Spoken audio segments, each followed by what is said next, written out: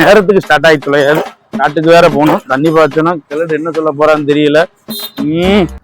2 பேர் பெட்ரோல்ல போட மறந்துட்டேன். காட்டுக்கு வேற போய் தண்ணி பாய்ச்ச போகணும்.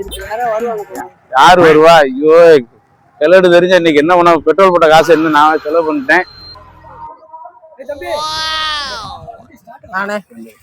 வண்டியில பெட்ரோல் இல்லையா?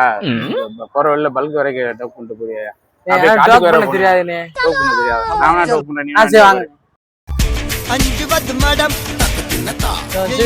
டைம் ஆயிட்டு இருக்குண்ணே. உங்களுக்கு உதவி பண்ண போய் எனக்கு அவசரமா இருக்கு.